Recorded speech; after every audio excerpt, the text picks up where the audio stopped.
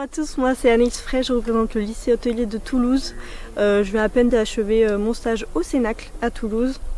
Et voilà, je suis très contente d'être ici pour le Challenge Gassier. Madame, vous êtes employée comme assistant sommelier du Crillon à Paris et votre chef sommelier vous a confié une mission. Vous devez préparer une sélection de 7 références de vins de Provence qui seront mises en avant sur les mois de juin, juillet et août 2024 au restaurant Nonos par Paul Perret, situé dans l'enceinte du Crillon. Ces vins seront tous proposés au verre et à la bouteille. Très bien. Vous disposez de la carte du restaurant Nonos et vous présenterez à l'oral votre sélection qui comprendra des cuvées dans au moins 4 AOP différentes de Provence et vous justifierez à l'oral la démarche globale retenue et les raisons de vos choix. Par la suite, vous répondrez aux questions du jury. Très bien. Est-ce que vous souhaitez que je répète la consigne ou tout va bien? Tout va bien. Le chronomètre démarre maintenant. Voilà. Ça Merci va. beaucoup. Pardon. Alors, donc, suite à votre demande, Monsieur Tuisa, j'ai donc essayé de faire une sélection qui puisse convenir à cette carte qui a quand même un choix assez varié. Tout d'abord, je tiens à vous informer que j'ai sélectionné des domaines qui travaillent dans une démarche biologique, voire même en biodynamie. Ce sont des vignerons que j'ai eu l'occasion d'aller rencontrer, donc des personnes que je connais, et que donc ça me tenait à cœur vraiment de vous proposer cette sélection-là. À commencer donc par un vigneron, Monsieur Simonet, un jeune vigneron au domaine, au château Grandboise, pardon, donc sur Côte de Provence Sainte-Victoire. C'est l'un des vignobles les plus élevés en altitude sur ce vignoble de Sainte-Victoire.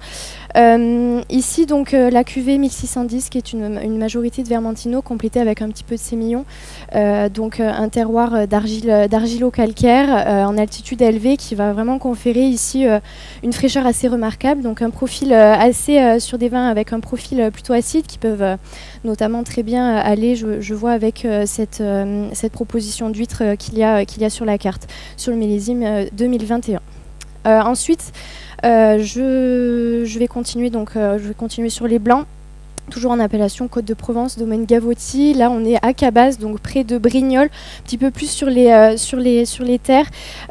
Donc Roselyne Gavotti ici, qui réalise sa cuvée Clarendon sur le millésime 2013. J'ai envie de vous faire découvrir 100% Vermentino. Ici, on a un vin avec un profil assez dense. On a du gras, on a un vin avec une jolie structure. Une belle évolution également qui est due au millésime, qui peut aller sur quelque chose d'un petit peu sur des plats un peu plus différents, autant sur des poissons blancs par exemple. Toujours en blanc, je voulais vous faire découvrir, proposer en tout cas l'appellation Bellé, un vigneron emblématique, Gio Sergi. Donc le Clos Saint-Vincent ici, et la cuvée Vino di Gio qui est pareil, des Vermentino, des vieilles vignes de Vermentino ici sur le millésime 2014. Là pareil, on a un vin avec un profil assez dense, on a des élevages, des vinifications un petit peu à la bourguignonne qui va donner vraiment du gras au vin, et tout en gardant cette gourmandise et la fraîcheur ici du Vermentino, la fraîcheur aussi due un petit peu à l'altitude du vignoble. Toujours sur les blancs, faire un petit peu appel à l'appellation Cassis, le Clos Sainte-Magdeleine, le vignoble de Cassis qui a vraiment ici une topographie en amphithéâtre face à la mer qui donne vraiment des vins blancs ici avec une très jolie énergie, et notamment la cuvée Belle Arme, donc avec un élevage en amphore sur le millésime 2022. Ensuite, on va passer au rosé, la sélection de rosé, donc bien sûr sur l'appellation Bandol, le domaine de Terre-Brune. Terre-Brune, donc avec un terroir d'argile brune, de calcaire, l'argile brune qui donne notamment le nom du domaine. Sur leur rosé, un millésime 2014, histoire ici de proposer un rosé avec un caractère un petit peu plus fumé, qui peut tout à fait accompagner des viandes rouges par exemple. Il y a une très jolie sélection de viandes sur la carte du Nonos. Et puis on a tendance à dire qu'avec le temps, les vins ont tendance à se reminéraliser un petit peu. Et ici, sur ce rosé-là, c'est assez flagrant. On a une très jolie salinité qui lui donne une jolie finale. Donc un vin rosé intéressant. Toujours sur un vin rosé, ici j'ai envie de mettre à l'honneur le Château Gassier, bien sûr, un petit peu une figure ici sur l'appellation Côte de Provence, toujours Sainte-Victoire.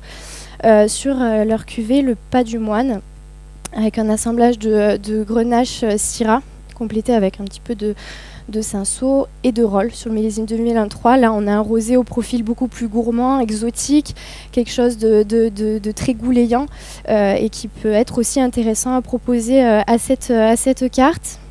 Et puis je terminerai avec un rouge, bien sûr, avec l'appellation Bandol, le domaine La Franc-Vérole, qui est un domaine historique sur l'appellation Bandol, qui a des vignes depuis 1405.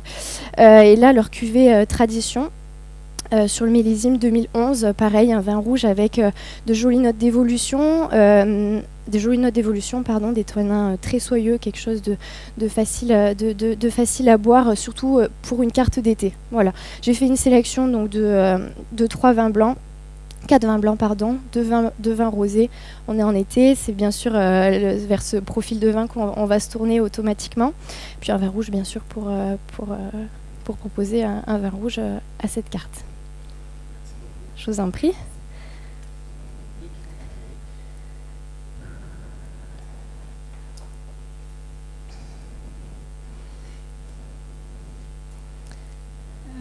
Donc, pour le... Excusez-moi. Je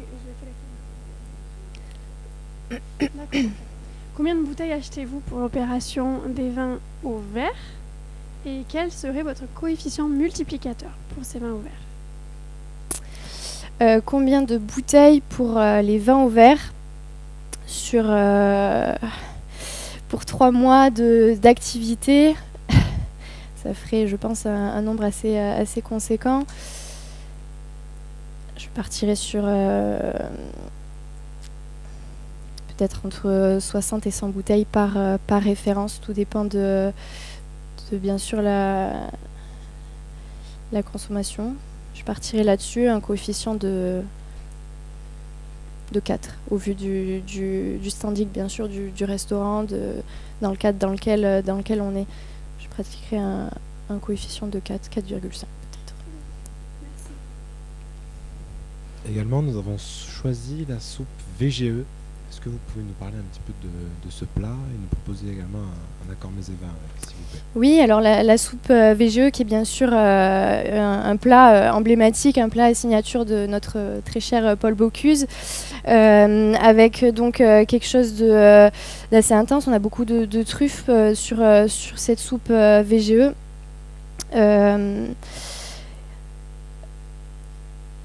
Est-ce que pour proposer il faut que je propose un accord? Bien sûr, je partirai bien sûr sur le domaine La Franc-Vérole, le rouge cuvée Tradition en millésime 2011, avec ces jolies notes d'évolution qui vont vraiment un petit peu tenir tête ici à la truffe, à ce côté très un petit peu terreux. Et puis, ouais, je partirai sur le La Franc-Vérole en rouge. Je vous en prie.